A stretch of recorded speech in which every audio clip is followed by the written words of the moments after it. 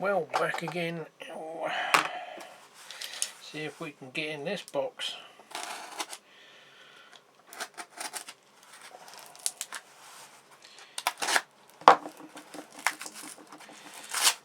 Doesn't look like it. Some of them do turn out to be a bit of a krypton factor, I think. We got a roll. I was a bit wary of cutting through all of the box in case you end up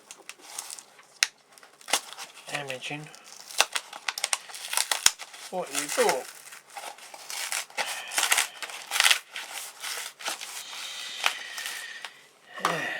One moment. Well, that was certainly interestingly packed. I think he's glued it and rolled it and folded it, and that was the end cap. In the end I cut through there, get in or else. The trouble is if you overdo your packaging you might end up damaging something, but it's still got a bit of yeah, let's clear the crap out right. I hope for his sake it ain't damaged. We must have spent half the night packing the bloody box. Right, well, there's no broken bits inside the packaging, so we must have got what we saw. As you can tell, it's an American well car, or Husky stack. The usual damage that they receive, the handrails get snapped off or get bent and need gluing.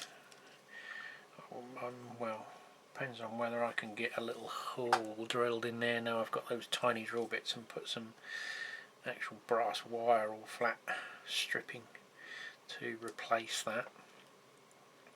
At least that way, if they do get caught and bent, you can bend them back a few times before they snap. So this was we got no couplings and no clips again. Damn. And I cannot find those pigging clips over here. They're probably like 2 cents each or something, but they are. You just cannot find them over here. I found them on eBay.com in the US, but it was like $6.50. The guy was selling 2 or 4 for $6.50, and then it was about $15 to ship them. And I mean, they would obviously, those little brass formed clips that go over these, they would go in a conventional envelope, I guess, or a little jiffy bag. But yeah, I did get it cheap anyway, so I'll have to probably shave that off with a flat chisel and put the gearbox, draft box on from one of the KD kits. It's just a pain in the arse because obviously you could just get it done easily by just placing the KD in there and putting the clip on and the job's done. But yeah, such is life. Yeah, well, I got it for £3.20, so it was a bargain anyway. But yeah, just a bit of a pain in the bum. It's a Concours make. I think it's the same clip as the Athens. Similar anyway, I'm guessing. But either way, that's not the sort of thing you find over here, unfortunately, so you have to get creative. Hopefully the camera will stay in position. Right, where are we? ATR Model Railways. This is some, what do you call them? Econ. Whoops, nearly had my finger then. Berco. Electric signals, LED ones.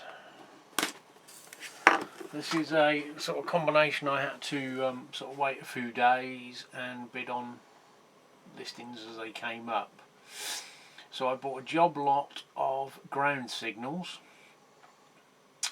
which looks like 3, 4, 5, 6, 7, 8, 9, which were £21. Some 3 aspect left hand and right route indicator headed ones as well, so they've got the 3 and then the left or right diverging route. I think they're all right hand. There was 5 of those for 16 quid, which I've paid sort of £5 for individual ones, so it wasn't too bad. And then there was a good bundle of 13 mixed signals. Some are in better nick than others. They're going to need the back covers to hide up the LEDs. Some have got broken ladders invariably. They've all been took off a model railway layout. Had to bid 25 on those, and I did buy, this time they were mass sequencers. There was 4 3 aspect and 1 2 aspect, which cost me £38. So in total it was nearly 100 quid's worth, but there is quite a bit there, and it would have cost a hell of a lot more to buy new. Admittedly, I've got to do them up, repair some of them, but that's the way I roll anyway. So we've got ground signals. Looking at these, they use a little bit of perspex inside, and then you put an LED down inside the hull, which then illuminates the lamp area. Same method they use on the feather indicators. So we have got one there. I did not have, I obviously just had these apart because this is the second take when they'd put masking tape around them that was so old. The masking tape just disintegrates, don't use it for long term of anything.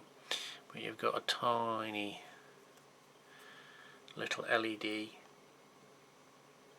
I don't even know if you can get those ones now. I could do with some. I haven't got some that are quite that small. I mean, you can get the SMD ones on the wires now. But basically, yeah, so the LED illuminates the little stick of perspex and then goes up to the head to give you the idea. They're not super bright, but then the ground signals aren't anyway. So we've got a bunch of these. There was 5. These are in sort of better nick. They do need a little bit of tidying up. The bars, the ladders, and the heads need reattaching. But there's nothing major. As you probably recall, I did have quite a few packs of the brass ladders that are made by the same company for sort of a little bit of better scale.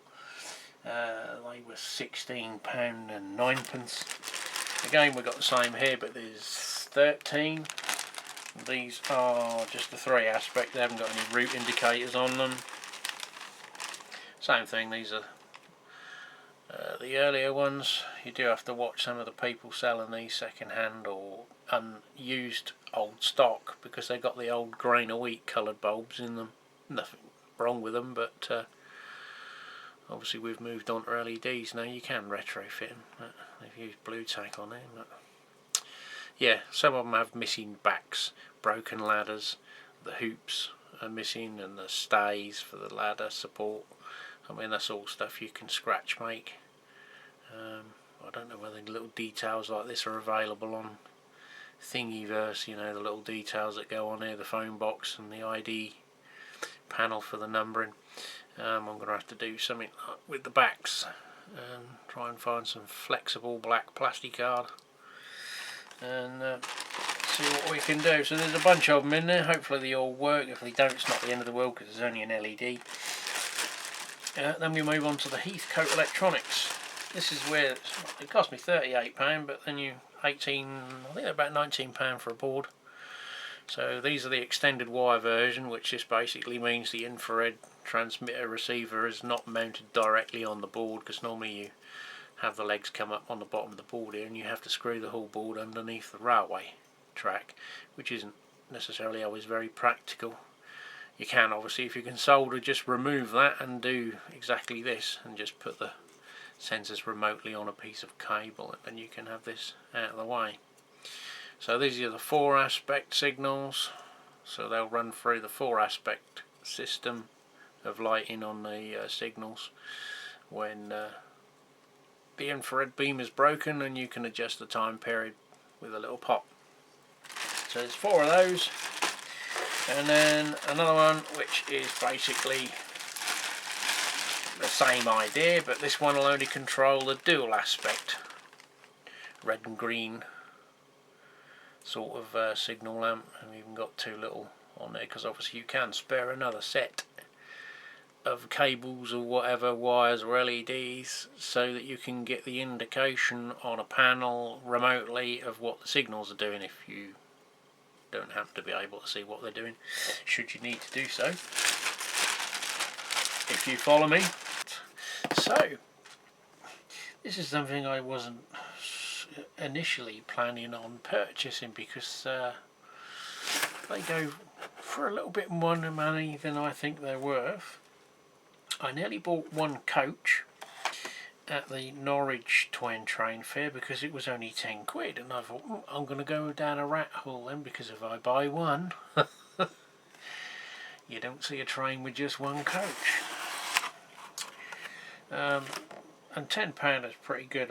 Generally on eBay you can double that for an asking price of many of the overpriced wares on eBay, but I bought some RES coaches for 35 quid, I think it was, plus the postage, so it was about 40, so £10 each, which I can live with for a backman, as their coaches would. Better than Ormby's, but yeah, I was quite surprised, and they're not in bad nick. They do need a dust, as one might expect from something that's been kicking around in someone's attic loft layout or whatever. I don't know whether that's lost its weight, but I think from the description everything should be there, all the buffers and tanks and things. Looks like unfortunately that one's got plastic wheels on it, not the brass, but yeah, so far so good. So we've got a